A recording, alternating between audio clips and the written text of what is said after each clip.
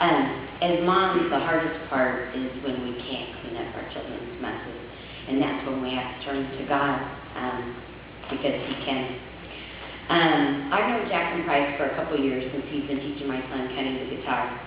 He asked if I'd be willing to share my story of how my relationship with God has changed. I could write a book, but Jackson said I couldn't speak the entire hour, so I led my story to one page. For most of my life, my relationship with God as my mom. It was a relationship with me as a young and selfish child of His. I would run to Him when I needed or wanted something, look to Him for comfort, took Him for granted most of the time, and sometimes remember to say thanks. Sounds familiar to all of you moms? As moms, we would do anything to protect our children. Our love that we feel is crazy. We try to guide them to make the right choices. We cry for them. We laugh with them. We would give our lives for them. Imagine then how God, as our mom, wants to guide our lives. In fact, Jesus did give His life for us. His love for us is never-ending and everlasting. Now I embrace His love as a child and thank Him for it every day. How did this change occur? Well, I had a wake-up call.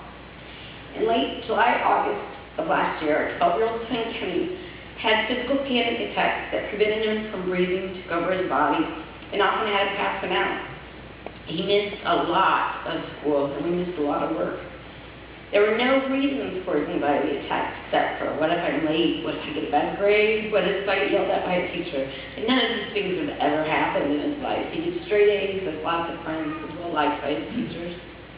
Structure is important to Kenny, and entering junior high and the change, he now had 10 different classes, switching classes, 10 different teachers. It was overwhelming. Todd, my husband, and I struggled with parenting and how to help our son and daughter, since she was a part of our daily family struggle.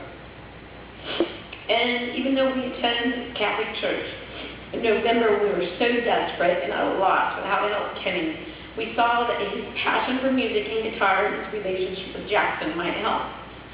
We visited New Horizon and the kids asked that we attend regularly as a family.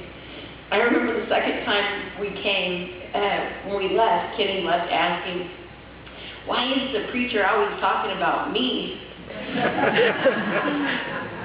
We've had some incredible emotional roller coaster rides since July, but each one gets easier and there are fewer and far between. Kenny has attended school for most of this semester. Jesus has helped Kenny and our family conquer this disease day by day. God is truly mighty to save my family. While putting my story into words, I remembered a memorable moment with my daughter Marlena when she was 4. One day she said, "Hey Mom, you know, I was thinking the world is like an all-day movie for God." I just thought, wow, it is. He's watching comedy and tragedy, and who knows what else all day long. And since God is our mom, imagine the frustration and desperation He feels. The producer and director of His children's lives, watching as we try to rewrite His script, and just waiting for us to ask for a line or cue to get back on track. I pray today that you can find this relationship with God as your mom and you as His child without needing the wake-up call. Let Him direct your all-day movie. He's written your script, now just follow His lead.